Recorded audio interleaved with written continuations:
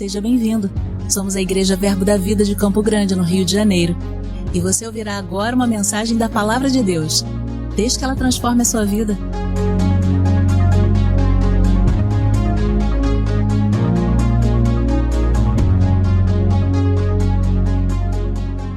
Glória a Deus.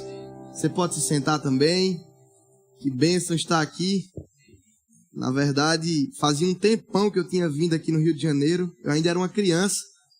E eu posso dizer que é sempre bom estar em família.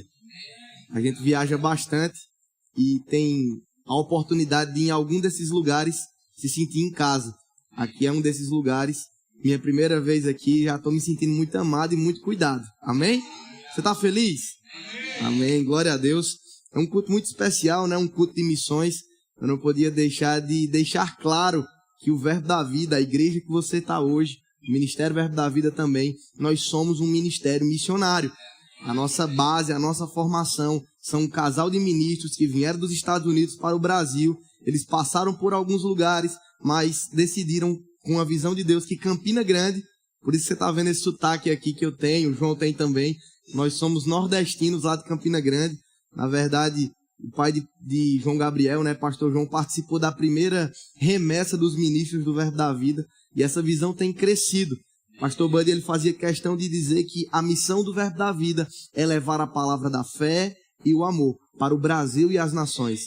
Assim como essa missão, nós temos a visão, que é alcançar. A missão é levar e a visão é alcançar o Brasil e as nações. Não sei se você consegue entender, mas agora mesmo, no dia de hoje, nós temos mais de 540 igrejas, todo mundo reunido, ouvindo a palavra, recebendo mais de Deus.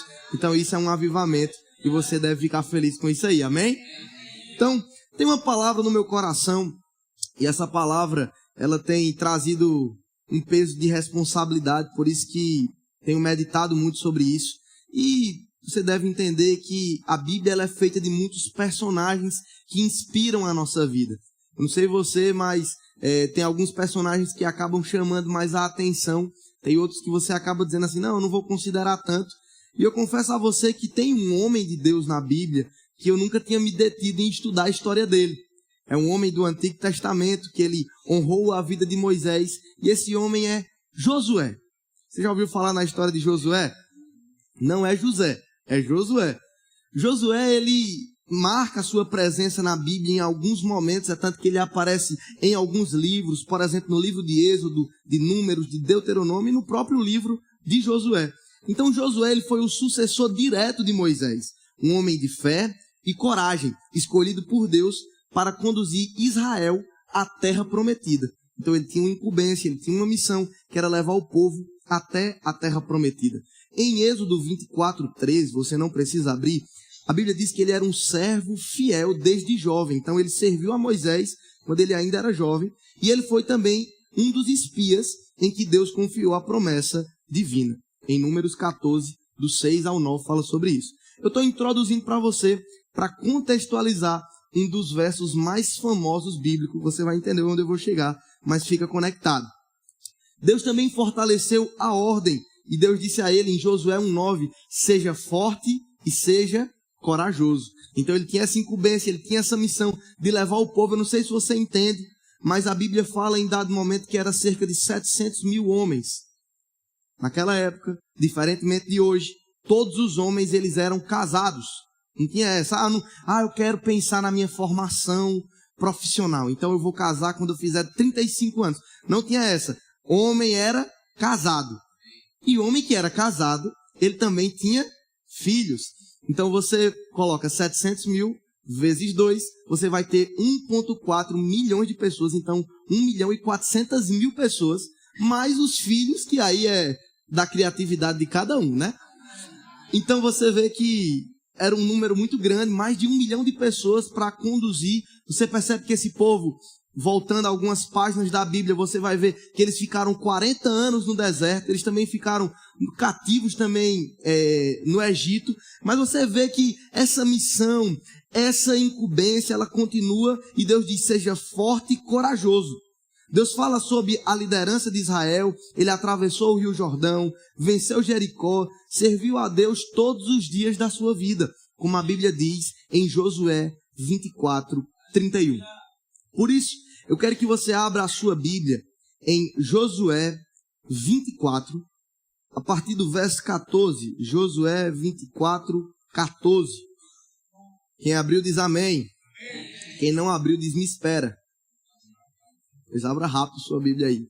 A palavra do Senhor diz o seguinte: portanto, temam o Senhor e sirvam-no de todo o coração. Lancem fora os ídolos de seus antepassados, que seus antepassados serviam quando viviam além do Eufrates e no Egito. Sirvam somente o Senhor. Mas se vocês recusarem a servir ao Senhor, escolham hoje a quem servirão. Escolherão servir aos deuses aos quais seus antepassados serviam além do Eufrates, ou aos deuses dos amorreus, em cuja terra vocês habitam.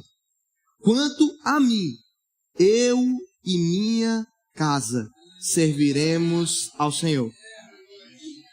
Eu sabia que você já conhecia esse verso. Eu e minha casa serviremos ao Senhor. Não sei se você consegue entender, mas na narrativa bíblica, se você pegar a sua Bíblia e você passar a próxima página, você vai ver que acabou a história de Josué. Josué está no seu ultimato, é a última palavra que ele fala, é como se fosse o último fôlego. A Bíblia fala e faz questão de dizer que ele já era velho, ele já estava nos seus últimos dias, de tal modo que ele reúne e ele faz 2 discursos. Esse é o último discurso. Mas como eu quero falar sobre essa história de Josué, nós vamos agora para o primeiro discurso de Josué. Então você vai para Josué 23:1. Está no 24, você volta um capítulo, você vai para Josué 23:1. Está bem pertinho, então abra sua Bíblia rápido aí. Josué 23:1 diz o seguinte. No intitulado diz as palavras finais de Josué a Israel. Diz o seguinte: muito tempo se passou depois de o Senhor ter concedido a Israel descanso de todos os seus inimigos. Josué, agora bastante idoso, tem uma versão que fala agora ele bem velho, convocou todo Israel, os seus líderes, chefes, juízes e oficiais, e disse: já estou bem idoso. Vocês viram tudo que o Senhor, o seu Deus, fez por vocês. O Senhor, seu Deus, lutou em seu favor contra seus inimigos. Eu não sei se você está entendendo, mas a trajetória de Josué, primeiro você ter um líder como Moisés é algo extraordinário. É um homem que escreveu os primeiros 5 livros da Bíblia, a Torá, né, o Pentateuco. Você vê um homem que nasceu onde nasceu, no palácio, mas ele tinha um chamado de tirar o povo de lá. Então, imagina você servir a vida desse homem, você com certeza vai ser inspirado. É ou não é? Só que esse povo que estava com Josué, e ele reúne esse povo, eu quero fazer questão de mencionar, em Josué 3,15, a Bíblia diz que eles atravessam o Rio Jordão. Diz o seguinte: assim que os seus pés dos sacerdotes tocaram à beira do rio, a correnteza parou de correr. Um rio se mudou. Em Josué 6,20 diz que os muros de Jericó caíram. A palavra do Senhor continua dizendo em Josué 7,11 que Deus revela o pecado de Acã. Israel pecou e violou a aliança que eu ordenei guardar. Então, uma revelação divina para a proteção do povo. Continua dizendo também em Josué 7,25, então todo Israel o apedrejou e queimou seus corpos. Uma cidade foi destruída. Não sei se você está entendendo, mas todas as guerras, todas as lutas, todas as batalhas, era milagre no deserto, era milagre em guerra, era milagre quando eles se reuniam, era toda hora Deus mostrando o poder. Inclusive, o tempo parando. Em Josué 10,13, diz o seguinte: o sol parou e a lua permaneceu imóvel, até que o povo tivesse derrotado seus inimigos. Eu sei que a gente tem uma rotina corrida, mas às vezes era bom poder parar o tempo para fazer mais coisa, não é? Deus, ele fez essa proeza com o seu povo. de parar o tempo, de parar o sol, para fazer algo extraordinário. E esse povo, Josué não chega nessa hora e começa a dizer, olha como a gente venceu muito, olha como a gente é poderoso, olha como Deus gosta da gente. Não, o que ele fala para o povo é que eles se lembrem do que o Senhor fez, para que, se eles esquecerem o que Deus fez, eles não façam igual tem acontecido. A história do povo hebreu é marcada em eles terem um relacionamento de infidelidade com Deus. Imagina Deus como esposo, imagina o povo hebreu como a esposa. Esse esposo que é Deus permanecia fiel, considerando o princípio bíblico de uma única esposa.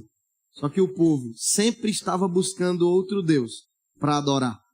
Você vê o próprio Moisés levantando um altar para outros deuses. Você vê muitos reis e até sacerdotes também, infelizmente, levantando um altar para outros deuses.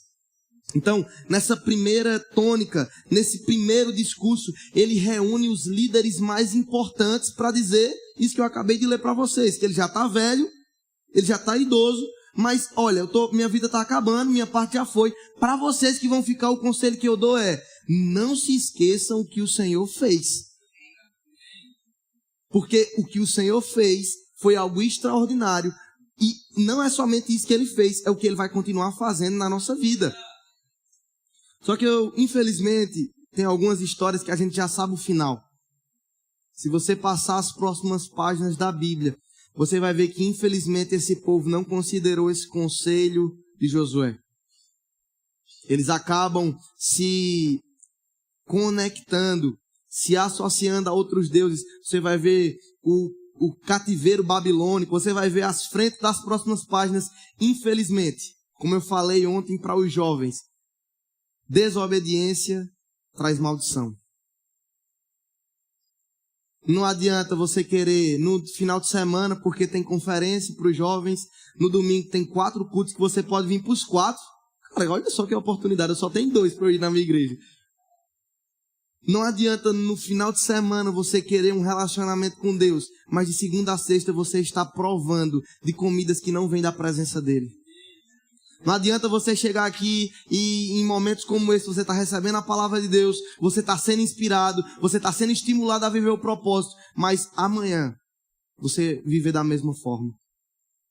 Deus tem chamado cristãos de segunda a segunda. Porque cristãos de domingo tá cheio, gente. Tá cheio. O dia de hoje vai ter muitas igrejas de muitas denominações repletas de pessoas, lotadas. Só que Deus quer essa mesma intenção, essa mesma motivação na nossa rotina, no dia a dia. Porque quando Josué reúne os líderes, eu imagino que ele está falando isso, ele está acreditando que o que ele está falando as pessoas vão seguir. Só que mesmo ele falando, as pessoas ignoram. Então esse é o primeiro discurso. O discurso que ele reúne as pessoas mais importantes e traz essa instrução. O segundo discurso de Josué, que eu considero esse discurso mais importante, porque ele se inclui. Eu não sei se você entende, mas o povo já havia enfrentado a terra prometida, eles viram milagres, cruzaram o deserto. Só para você entender, o deserto foi um sinal de Deus demonstrar o poder dele, de tal maneira de que quando estava quente, Deus colocava uma nuvem para proteger. Imagina que no calor do RJ, você está andando no centro e tem uma nuvem te protegendo para você não ficar com calor. E não somente uma nuvem, um ar-condicionado. Quando você estava com frio, essa nuvem era o ar-condicionado. Quando você estava com calor, era o ar-condicionado. E quando você estava com frio, tinha como se fosse uma fogueira te esquentando. Então você nunca ficava ruim, sempre estava bom. Quando você estava com fome, você não ia na padaria comprar pão, caía pão do céu. Eu fico pensando, esse pão que caía do céu devia ser quentinho. Se era todo dia tinha pão, não era nem pão dormido. Vocês falam aqui pão dormido também? Não era nem pão duro, era pão novo, era pão fresco, era um alimento diário para o povo. Eu não sei se você está entendendo, mas Deus chega para a gente e diz assim, a partir de agora, Vamos falir as padarias. Quem é dono de padaria aí, me desculpe. Vamos falir as padarias. Todo dia vai ter pão caindo do céu. Amém? Você fica feliz com isso? Aí Deus, no primeiro dia, manda pão do céu. Só que ele dá uma instrução. Ele diz, vai cair pão do céu, mas você não é para guardar esse pão, porque amanhã vai ter pão de novo. O que é que o povo faz? Cai pão num dia, o povo guarda. Aí pão no outro dia vai cair, Deus vê que o povo estava guardando o pão e o pão mofa de um dia para o outro. Sabe qual era a lição que Deus estava querendo dar para o seu povo? Eu tenho pão infinito. Mas eu quero saber se você tem essa mesma confiança infinita em mim também. Eu tenho pão do céu para de manhã, de tarde e de noite. E não somente pão, as janelas do céu podem se abrir de maneira sobrenatural. Mas eu quero saber se você vai ter disposição de confiar em mim todo dia. Porque no final, gente, confiar é uma decisão. Eu decido confiar. Eu decido crer que Deus fez muitas coisas. E Deus continua fazendo. Hoje é para agora. Perceba que o tempo verbal da fala de Josué, nesse último discurso dele, ele envolve o hoje. Então esse povo que tinha visto essas maravilhas desde o Egito, desde o deserto, chegando na terra prometida, vendo aquela maravilha, tudo eles estavam vendo. Não é aquela fé distante, é aquela fé tangível. Eles estavam sentindo, estavam comendo, estavam vendo. Sabe o que é que acontece? E agora eu entro no que Deus tem no meu coração para falar. É que quando Josué diz, quanto a mim, eu e minha casa serviremos ao Senhor. Ele está dizendo o seguinte, existem outros deuses além do rio, existem outros deuses dos seus antepassados. Se vocês quiserem seguir eles, tudo bem. Eu e minha casa serviremos ao Senhor. Sabe o que toda casa tem, além de porta, panela de pressão, cama e banheiro? Tem um altar. E a pergunta que eu faço para você nessa manhã é, o seu altar, na sua casa, está adorando a quem? Porque muitas vezes na nossa casa, a gente se diz cristão e tem muitos anos de jornada, mas na nossa casa, o altar se tornou o celular. Muitas vezes na nossa casa, o altar se tornou o dinheiro. Sabe por quê? Porque tem gente que está trabalhando de manhã, de tarde e de noite, está perdendo tempo com sua esposa, seus filhos, não está considerando que é uma ordenança de Deus. Você trabalhar, trabalhe, sustente sua família. Mas será que a sua ambição por dinheiro não está tomando algo que é mais importante, que é o contato com a família, o amor? Porque daqui 20 anos, se você continuar como está, onde é que vai estar seus filhos? Porque deixa eu dizer uma coisa, eu não sei se é só no meu contexto de Nordeste, mas os meus avós principalmente não tinham uma vida muito luxuosa, de ter tudo extraordinário, mas eles conseguiram criar seus 7 filhos, dividindo, tinha dificuldades, mas o tempo é fundamental. Eu sei, nós cremos em prosperidade, que Deus faz infinitamente mais do que nós pedimos ou pensamos, mas será que Deus não está nos convidando hoje para nessa fase dedicarmos mais tempo com nossa família? Com os nossos? Porque às vezes você tem 2 empregos, 2 freelancers, 2 trabalhos e ainda roda de Uber no tempo livre. Será que não dá para enxugar um pouco os gastos para depois você não ficar velhinho e sem filhos? Porque você vai entender com o passar do tempo, e eu tenho apenas 22 anos para estar querendo falar sobre isso, e eu estou entendendo ainda, que as coisas mais importantes da vida, o dinheiro não pode comprar. As coisas mais importantes da vida é você entender que você pode amar as pessoas de forma genuína, e você também pode receber esse amor. Então, voltando a falar do altar na casa, eu não sei qual tem sido o altar que você tem levantado, mas eu posso dizer alguns. Tem muitas casas que o altar se transformou numa televisão. Tudo gira em torno da televisão. Você nem almoça sem estar assistindo algo. Nem tem tempo de comunhão. Certa vez eu fui numa casa que tinha assim, Wi-Fi, e depois só de 30 minutos de conversa. Nessa geração, eu sei que eu estou diante da igreja, então tem uma faixa etária de uma vasta faixa etária, né? Acho que o mais velho que tem aqui tem uns 50 e pouco. Mas o que eu posso te garantir é que você tem percebido que essa geração ela é introspecta. Ela não conversa, ela não fala, ela não se apresenta. Às vezes ela não sabe nem se apresentar. Você chega para um guri de 14 anos e diz, como é teu nome? Ele, João. O que é que você faz? Ele, estudo. E o que é que você gosta de fazer? Nada. E como é seus pais? Mais ou menos. Não é verdade? Porque as telas, a tecnologia tem um lado bom, mas também tem um lado muito ruim nisso aí. Não sei se você sabe, infelizmente. A Meta está criando, que é o Facebook, né? Para os mais velhos. Ainda existe Facebook.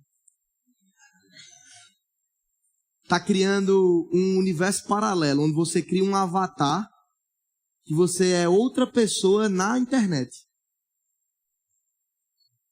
Então, nesse mundo de muitas inovações tecnológicas, a fala de Josué precisa ser mantida, preservada e vivida por nós. Não, o mundo pode viver do jeito que quiser, o mundo pode ter filho. Deixa eu te dizer, eu conheço pessoas, infelizmente, que hoje o pai e o filho dentro da mesma casa conversam pelo WhatsApp, eles não conversam. O filho pega a comida, entra para dentro do quarto, come lá do jeito que quer, não tem contato com a família, sai, vive dentro do quarto, a vida dele é dentro do quarto. Tem um vídeo de um americano que diz, eu não gosto dos meus pais, na verdade eu acho eles idiotas, porque eles não têm redes sociais. Esse menino não sabe nem o que é um boleto, eu acho. Então, nessa inovação, nessa frente, deixa eu te dizer, naquela época os ídolos tinham um tamanho, tinham uma cor, tinham um aspecto. Hoje, os ídolos muitas vezes a gente não consegue tocar, mas a gente está adorando algo ou alguém. Porque deixa eu te perguntar, sua vida ficaria melhor se o que você pensou é o ídolo que você tem alimentado? Não, minha vida ficaria melhor se eu recebesse uma promoção no trabalho. Minha vida ficaria melhor se eu ganhasse na Mega Sena. Minha vida ficaria melhor se eu fosse lá nos Estados Unidos. Meu irmão, deixa eu te dizer, sua vida ficaria melhor se você tomasse essa decisão de Josué. Eu e minha casa, independente de serviremos ao Senhor. Porque essa posição de servir a Deus nos leva a uma proteção divina. Deixa eu te dizer uma coisa. Você não deixa qualquer tipo de gente entrar na sua casa. Você não abre a porta do seu quarto e deite na minha cama uma pessoa que você não conhece. Mas por que você tem deixado influências que você não conhece entrar dentro do seu lar? Porque é como João falou ontem. Existe uma música do mundo, existe um filme do mundo, existe coisas erradas e nós sabemos de tudo isso. Só que a pergunta que eu te faço não é essa parte final que a gente assiste, mas é a influência que está por trás. Porque quando eu falo de nossa casa ser um altar, eu falo que se nossa casa é um altar, nós estamos adorando alguém. Deixa eu dizer uma coisa para vocês, esses costumes antigos, ser conservador no que é bom não é ruim, não. Esse costume mais antigo de agradecer a Deus antes de toda refeição é muito importante.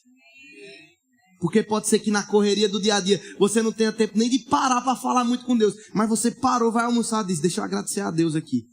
Eu sei que às vezes tem a oração da fome, que é em nome de Jesus, obrigado, amém. Mas existem princípios que não podem ser desconsiderados. Então, quando Josué faz tanto a primeira afirmação em Josué 23, como a segunda afirmação em Josué 24, ele está falando a um povo que viu. tem uma parte bíblica que fala de eles foram testemunhas. Testemunha é alguém que presencia algo, que toca, que vê, que enxerga. Então, eles foram testemunhas.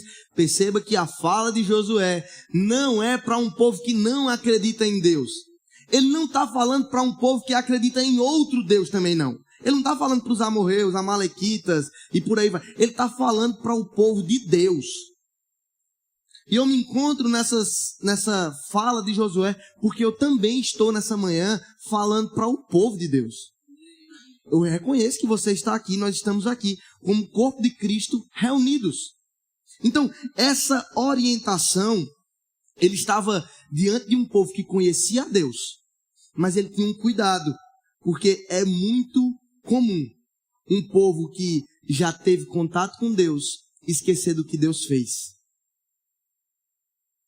Se eu fosse mudar a dinâmica do culto hoje, pegar esse microfone e passar de um por um aqui, dizendo o que Deus já fez na sua vida, quantos livramentos Ele já trouxe, como Ele já salvou você, sua família, seus filhos, nós íamos ficar o dia inteiro aqui, provavelmente chegar no domingo que vem e nós estaríamos juntos aqui, porque Deus tem feito coisas extraordinárias no nosso meio. Amém ou não? É só em Campina Grande? É aqui também. Só que o maior perigo de um povo que já teve experiência com Deus é esquecer quem Deus é. É inverter os princípios da palavra. Então, você já deve ter entendido sobre esses dois discursos de Josué para o povo. E hoje eu tenho uma direção muito clara de trazer algumas ênfases. Eu consigo perceber que tem algumas... Quem estava aqui na conferência?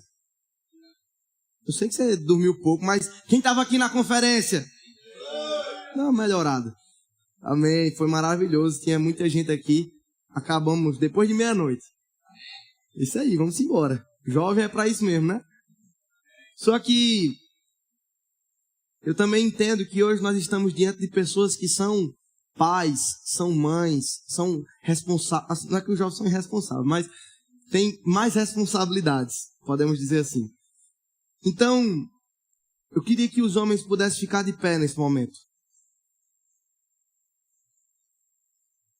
Você que é homem e não tem filho, se senta. Pronto. A Bíblia, ela traz muitas falas a respeito dos homens. A Bíblia diz que tem um jeito de ser homem. E por incrível que pareça, para o mundo aí fora, a gente está tendo que enfatizar. O óbvio precisa ser dito. Então, o homem tem características de homem. Amém ou não? Ah, Isaac, mas a geração hoje, a moda, diz que homem pode usar cropped.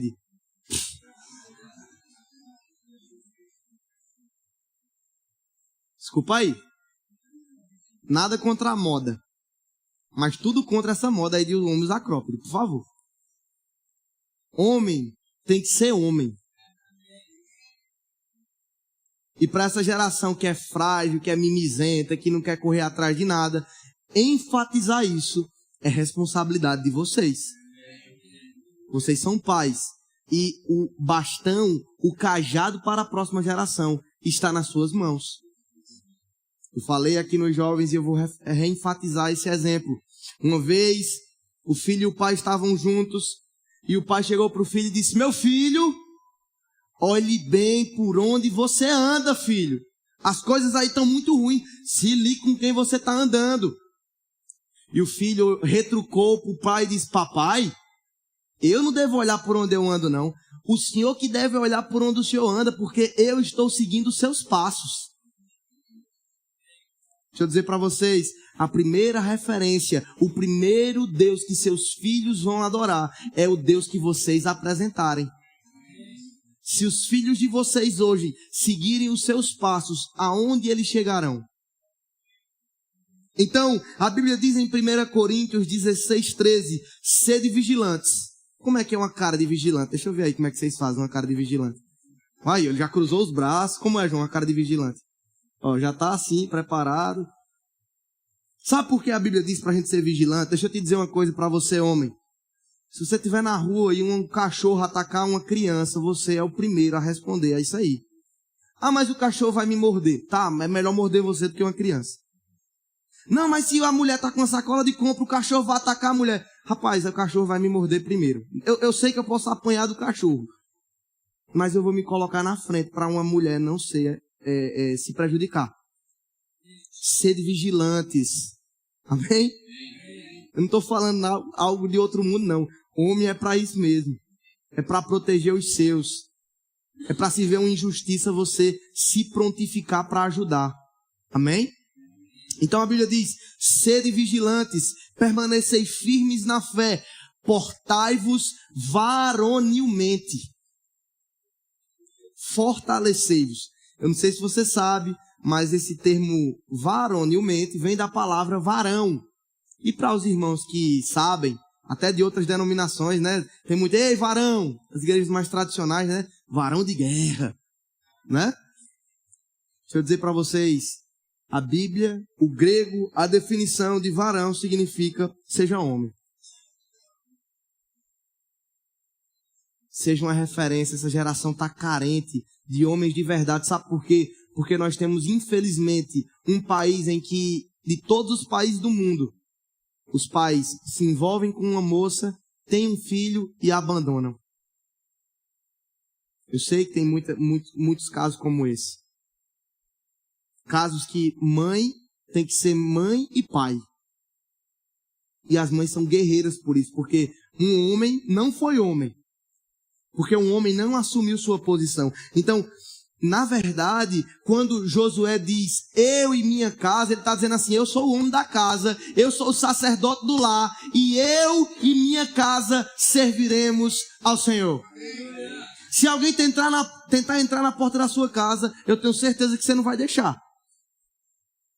Porque você diz, a minha casa, a minha família, meu bem mais precioso está nessa porta para trás. É ou não é? Vocês estariam dispostos a dar a vida de vocês pela esposa, pelos filhos de vocês? Eu sei que sim. Só que, além dessa demonstração extrema de amor, Deus nos convida hoje para demonstrações que podem parecer mínimas, mas vão trazer um esforço, um resultado gigantesco. Sabe? Demonstra amor para os teus filhos, demonstra afeto para os teus filhos. Existe na psicologia uma área que diz que os seus filhos terão menos frustrações se os pais os amarem. Entenda que você pode ser hoje, como um homem de Deus, um exemplo de Deus para o seu filho. Ao passo que temos pessoas fragilizadas, porque tiveram pais ruins. Deus está convidando a sermos homens de verdade. Então, em alto e em bom som, vocês vão dizer, eu e minha casa. Eu e minha casa. Eu acho que a gente pode melhorar uns 15%, até para as mulheres que vão vir depois, a gente mostrar que a gente é homem de verdade. Vamos lá, 3, 2, 1. Eu e minha casa serviremos ao Senhor. Então vamos fazer todo mundo junto. Não, pensei que vocês iam repetir, mas vamos lá. 3, 2, 1. Eu e minha casa serviremos ao Senhor. Homens de honra! Pode sentar. Agora eu queria que as mulheres ficassem de pé. Só as que são mães. Quem não é, senta. Antes de mais nada, para as mães, uma salva de palmas.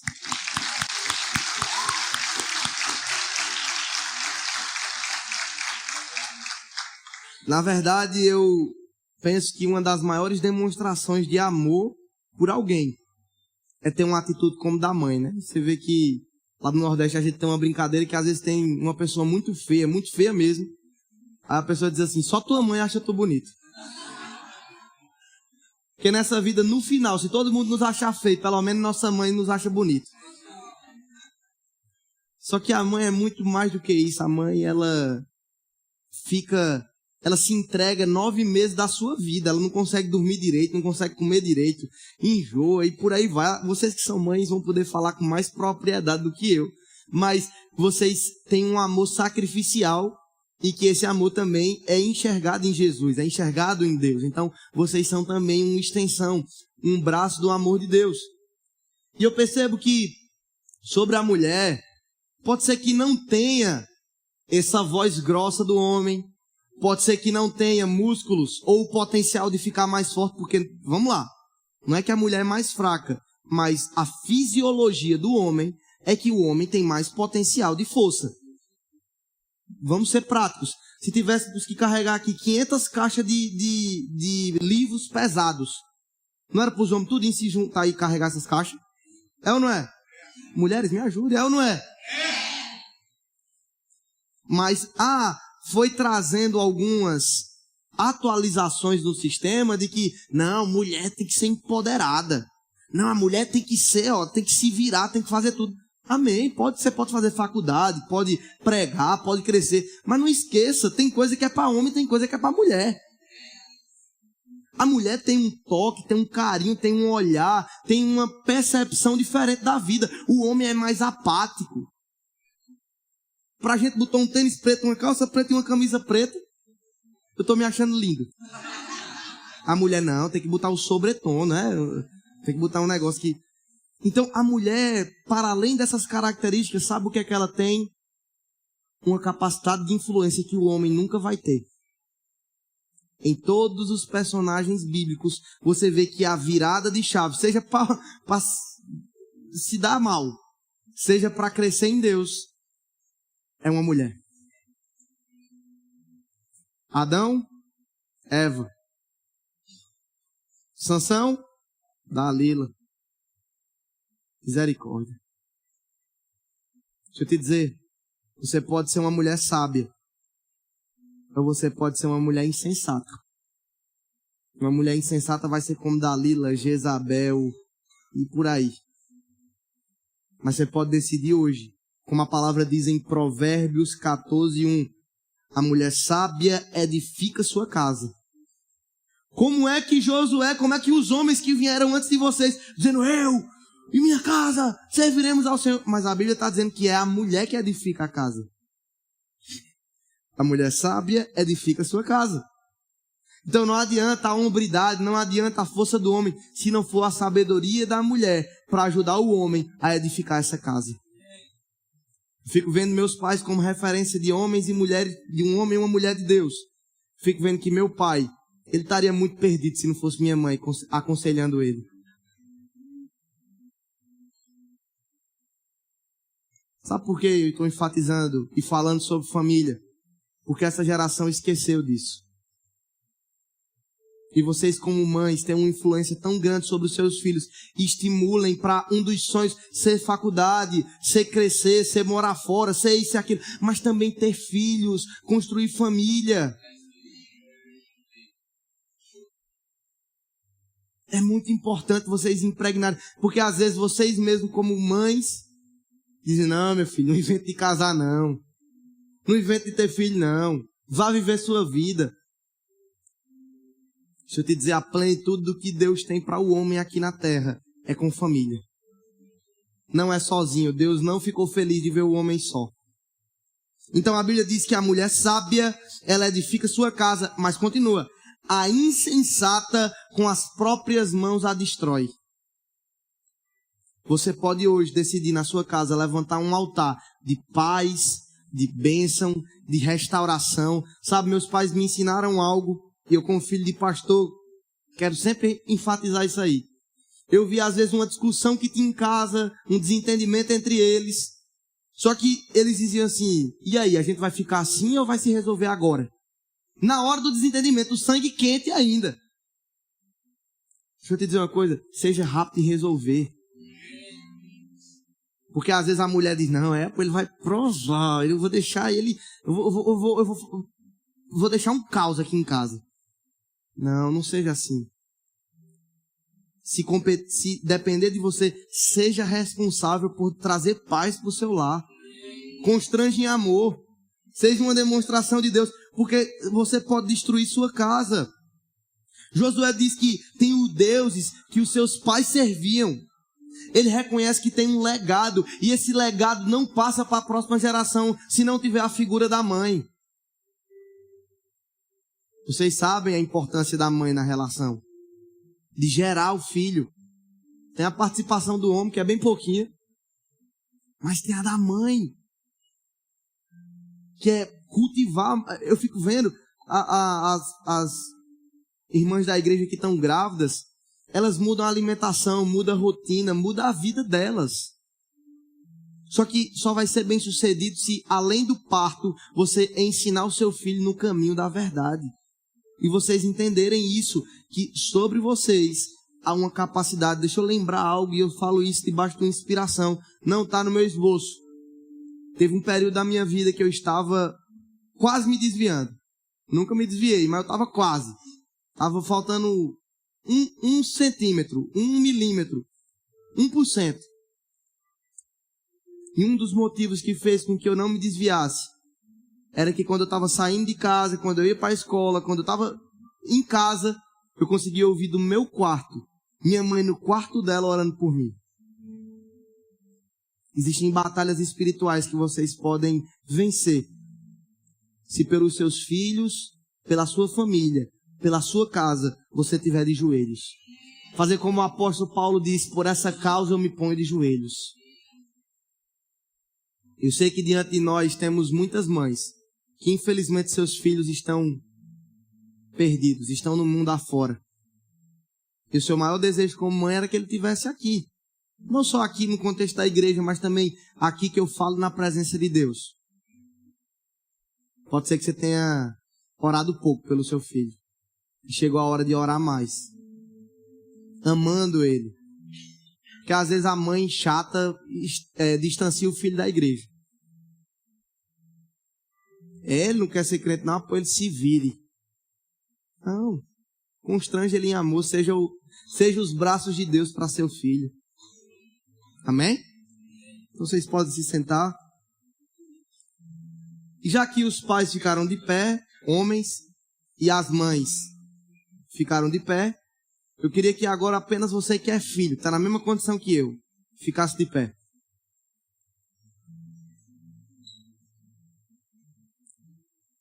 A Bíblia diz em Efésios 6:1: filhos, obedecei aos vossos pais no Senhor.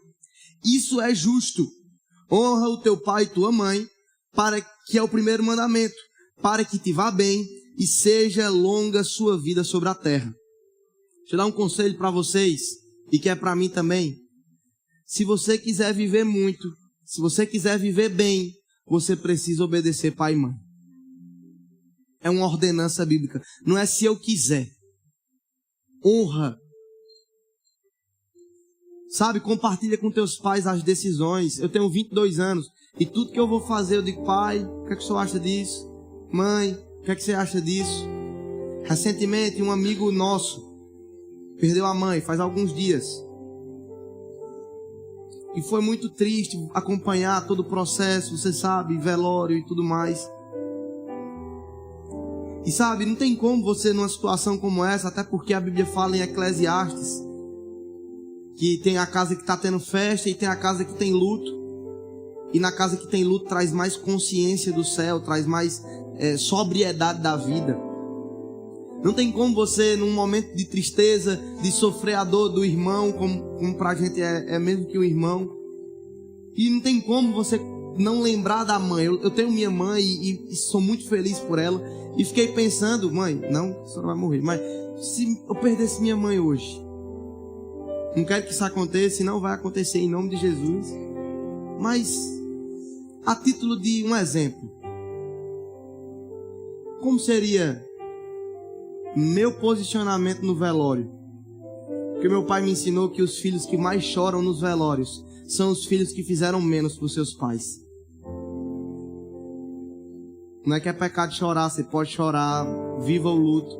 Mas o filho que mais vive o remorso é o filho que fez menos em vida.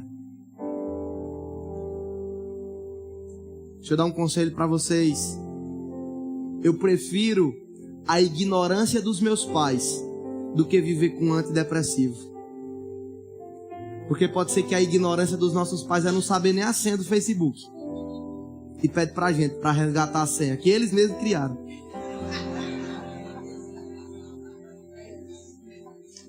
Eu prefiro a ignorância dos meus pais sem saber qual é o e-mail e senha do Google deles.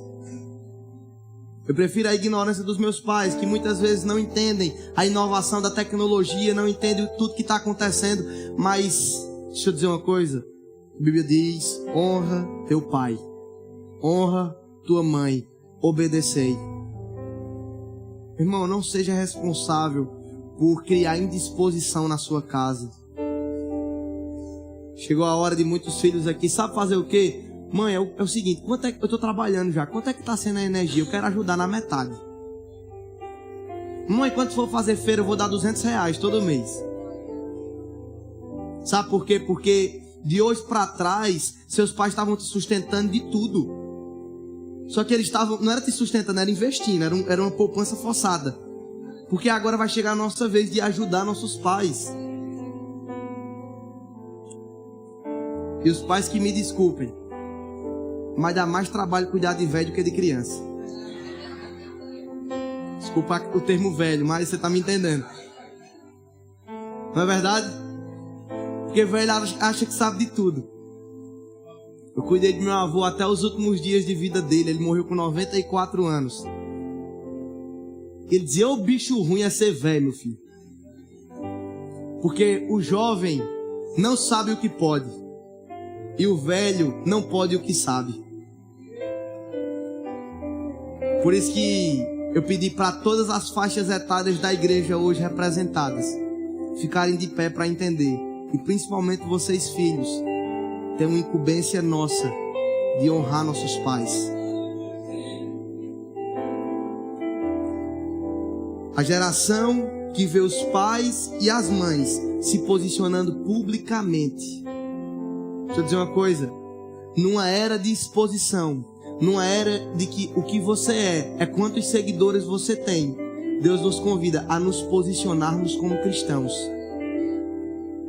Você que ficou de pé nesse momento como filho, tem uma incumbência nossa de honrar pai e mãe, como eu estou reforçando, mas também de nos posicionarmos publicamente como pessoas que temem e que honram a Deus. Vocês podem sentar e para vocês não tem palma nenhuma.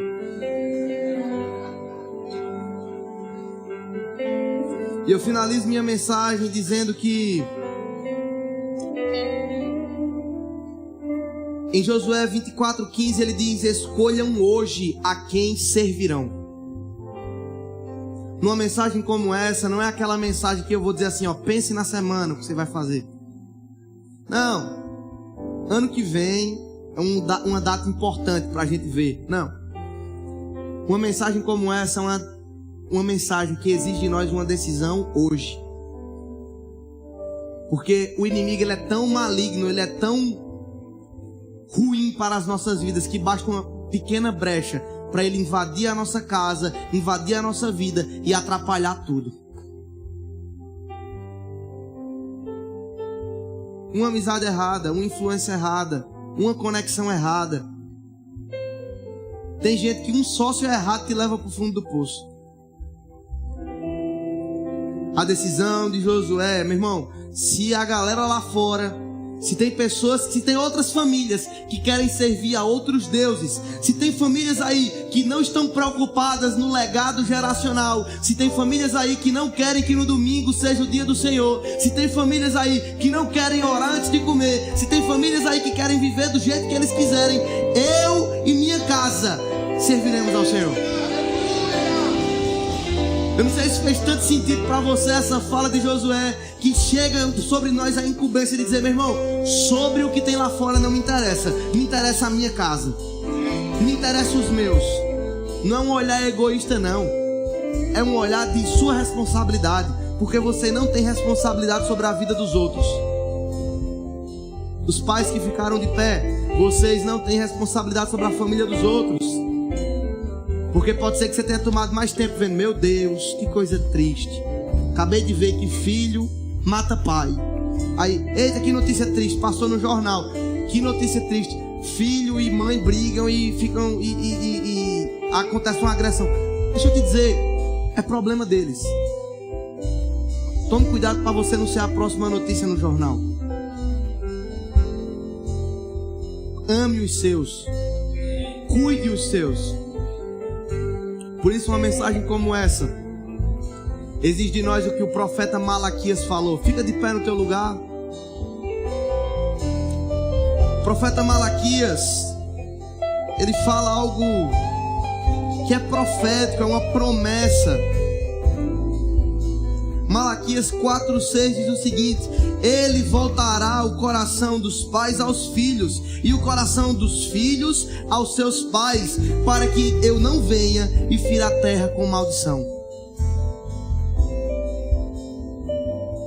Chegou a hora de, num dia como esse, Deus reatar laços entre pais e filhos. Porque seja o primeiro discurso de Josué, seja o segundo discurso de Josué, a mesma fala dele é: lembrem-se do que o Senhor fez. O convite de Deus para nós hoje como corpo de Cristo é lembrar do que Ele fez e lembrar que a ordenança dele é que todos vivam em união. Uma casa unida, sabe? Filhos unidos, pais unidos. O diabo volta atrás, ele não consegue invadir as portas da nossa casa. Ele diz: eu vou para outra família mais frágil, porque essa aqui está firme na palavra. Essa aqui eu não consigo entrar não, porque eles estão blindados.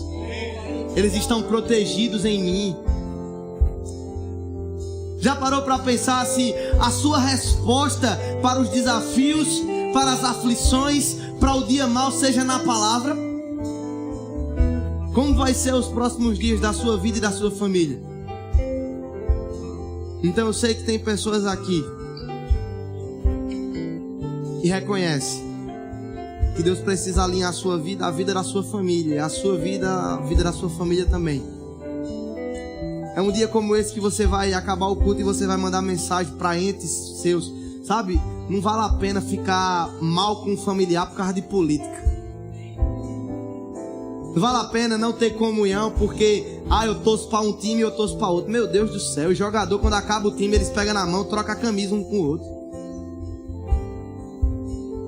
Essas diferenças ideológicas, políticas.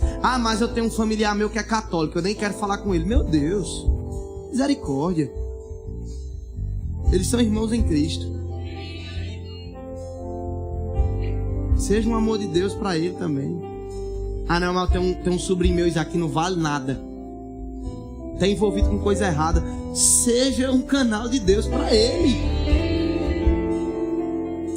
Amém?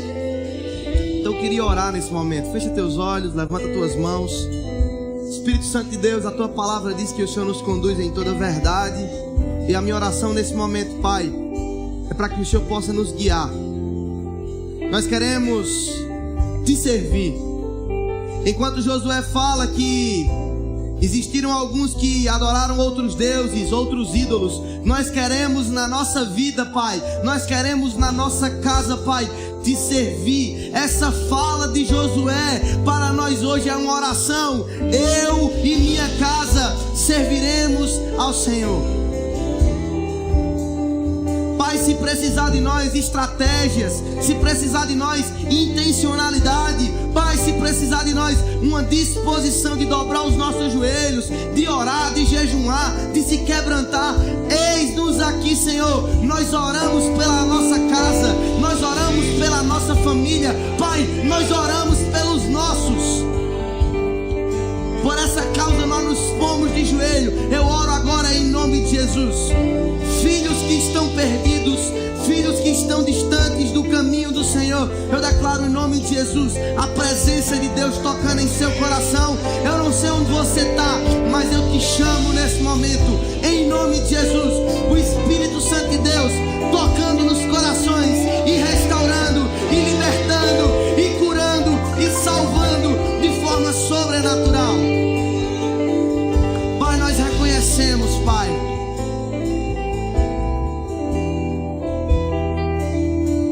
que é desafiador governar um lar, mas nós reconhecemos que a única maneira de governar um lar de forma saudável e bem-sucedida é reconhecendo, é te servindo, é confiando no Senhor, Pai. Nós queremos, assim como Josué, decidir de forma pública, decidir de forma intencional de punhos fechados, eu e minha casa serviremos ao Senhor, Pai.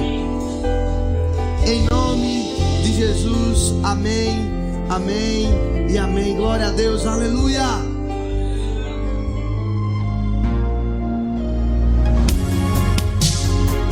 Ouça outras ministrações em nosso site verbodavida.com/Campo Grande RJ. Nos acompanhe também em nossas redes sociais, Facebook, Instagram e YouTube. Seja abençoado na prática dessa palavra.